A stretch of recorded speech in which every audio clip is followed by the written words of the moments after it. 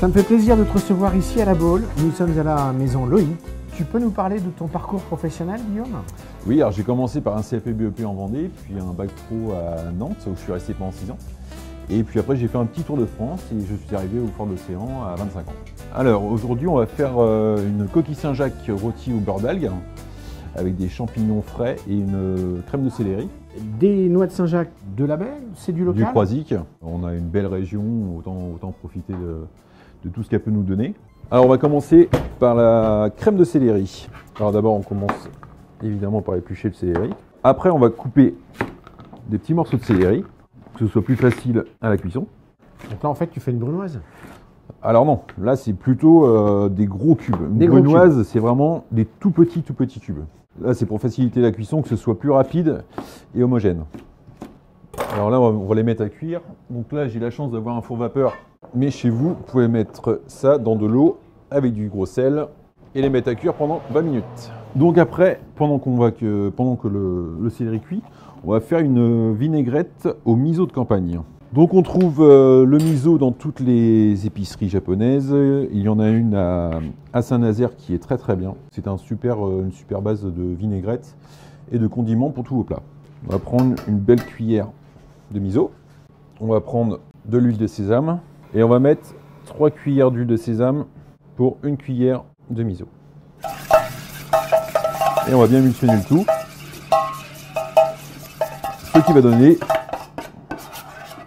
une vinaigrette assez dense, mais avec beaucoup de goût. Donc cette vinaigrette, on va la laisser reposer pendant 10 minutes, un quart d'heure, et on va ajouter un petit peu de sésame wasabi. Magnifique. Après, on va préparer les coquilles Saint-Jacques du Croisic. Donc pour ouvrir les coquilles, vous prenez un couteau d'office qui coupe, vous l'ouvrez légèrement, vous passez votre doigt et vous sectionnez la noix. Et ça vous donne de jolies coquilles. Après, on va enlever la barbe, enlever la petite poche qui n'est pas terrible. Quel est ton plat de prédilection, toi? Qu'est-ce que tu aimes cuisiner en général? J'aime tout cuisiner, c'est un peu mon problème, mais j'adore les... C'est vrai que c'est un problème. J'adore les coquilles Saint-Jacques, j'adore les langoustines, j'adore le maquereau, j'adore tout ce qui est frais et de saison. Donc là, nous avons nos 2 belles coquilles. Et après, on va les enlever entièrement, en frottant bien. On récupère la noix. Voilà. Et on va aussi garder les coquilles qui nous feront la base de notre assiette. Alors ensuite, on s'attaque aux champignons. On s'attaque aux champignons. Donc les petits champignons de Paris que vous pouvez trouver au marché ou dans tous les bons petits commerces. Vous coupez le pied et après on va l'éplucher délicatement avec la pointe de votre couteau et on va enlever toute la peau. Ça évite de les passer sous l'eau et ça évite qu'ils se gorgent d'eau parce qu'on va en avoir besoin en cru. Après, on va attaquer le côté froid du plat. Donc on va faire un carpaccio de Saint-Jacques. Donc on a lavé nos Saint-Jacques. Ouais. On a aussi lavé les coquilles. Oui. Donc pour avoir un carpaccio, il vous faut un couteau qui coupe très très bien pour faire des tranches lamelles très fines et qui soient très agréables en bouche. Et après vous les déposez délicatement dans le fond de la coquille. On va mettre l'équivalent de 2 coquilles. Donc pour une personne, il vous faudra 4 coquilles. Donc ce qui fait déjà un beau plat. Et après on va garder 2 autres coquilles pour les mettre à rôtir au four pendant 3 minutes. Donc dans un four très très chaud, disons un bon 250. On va mettre les 2 coquilles dans la poêle avec 2 beaux morceaux de beurre. On va mettre un petit peu de fleur de sel de Guérande. Alors le beurre évidemment, il sera doux. Et après, on va mettre la poudre d'algues. Alors moi, tu vois, j'hésite toujours à mettre autant de beurre dans mes plats. Alors, le beurre, c'est la vie. Le beurre, c'est un exhausteur de goût. C'est qui fait ressortir le goût du poisson ou de la coquille Saint-Jacques ou du homard ou de la viande. Si vous faites un beau beurre moussant avec une lotte ou avec un beau morceau de chevreuil ou de biche, en ce moment on est vraiment dedans. Vous verrez que le beurre moussant donne un côté noisette et un côté peps tous les produits. Moi, là, j'aurais pas mis de beurre, j'aurais mis un petit filet d'huile d'olive. Eh ben, l'huile d'olive, ça n'aura pas le même rendu. Le beurre va faire ressortir et la coquille et l'algue. Et vous verrez que la jonction des deux est vraiment étonnante. Donc là, notre céleri est cuit. On va le mettre dans un mixeur pour faire une purée très très lisse.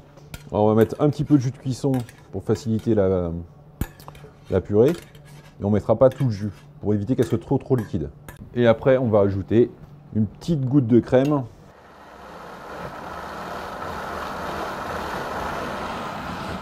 Et de cette purée, on va la mettre dans une poche à pâtisserie. Ce qui va bien nous aider pour le dressage. Magnifique, chef. Nous avons fait un fond de gros sel de Guérande dans une assiette creuse. Donc ça va être pour la déco. On va ajouter nos 2 coquilles. Et donc là maintenant, nous allons mettre les coquilles au four pendant 3 minutes. Alors, les coquilles au four uniquement 3 minutes. Juste 3 minutes. Il ne faut pas qu'elles soient trop cuites, sinon ça devient caoutchouteux. Et il ne faut pas qu'elles soient non plus trop crues, parce qu'on a déjà un carpaccio qui est en dessous. D'accord, on mélange le chaud et le froid, le cuit et le cru. Les textures. Voilà.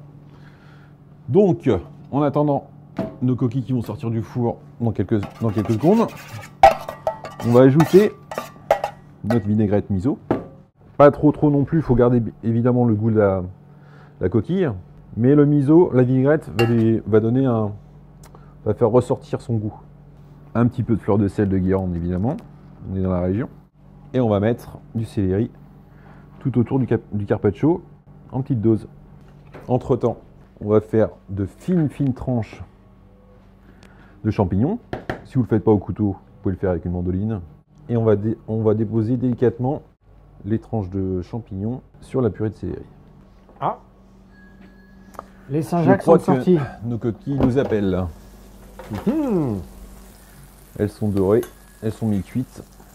Et maintenant, on n'a plus qu'à venir les déposer sur la coquille Saint-Jacques. On va mettre un tout petit peu de jus de cuisson sur l'ensemble. Donc le beurre en fait. Exactement. Et on va finir par quelques noisettes, juste concassées. Magnifique, chef. Après, si vous avez des petites herbes, c'est parfait. Vous pouvez en mettre un petit peu autour. Et moi, ce que j'affectionne tout particulièrement, c'est les petites fleurs qui vont égayer un petit peu plus encore notre plat pour faire un joli plat de fête. Et voilà, nos coquilles Saint-Jacques sont prêtes à déguster. Magnifique, chef. Alors, pour ceux qui nous regardent, on peut préciser que tu proposes des cours de cuisine. Tu fais aussi chef à domicile. Aussi. Tu nous expliques cette partie-là? Alors, je fais du chef à domicile, donc je me déplace chez les particuliers pour leur faire un dîner d'exception et pour qu'ils n'aient plus qu'à se mettre à table chez eux. En fait, j'emmène le restaurant à leur table. Et alors, Villa Fleurnoy, cours de cuisine? J'ai 3 formules différentes, 2 heures de cours de cuisine, ou 2 heures de cours de cuisine et le déjeuner, ou le tour du marché avec moi, soit à Pornichet, soit à Saint-Nazaire, les 2 heures de cours de cuisine et le déjeuner. Et alors, je crois que tu as une nouveauté. Tu es un grand voyageur. Je crois que tu as un food truck où tu proposes une formule verre de vin blanc avec voilà. Quelques 6 ou 12 huîtres, hein, il me semble. Donc c'est ça. Ça c'est quoi? C'est le dimanche à partir du vendredi, non? Voilà, donc c'est le vendredi et le dimanche sur le marché de Saint-Nazaire. Donc on est 3 amis qui vont acheter un food truck. Et puis c'est très marrant, c'est très ludique et la proximité avec les gens est géniale. On passe tous un très bon moment. Il y a les huîtres, avec le muscadet évidemment. On fait un potage différent tous les week-ends. Là en ce moment on fait aussi du vin chaud avec une terrine vigneronne de notre boucher du marché. Donc c'est très ludique, très sympa. Et puis venez quand vous voulez.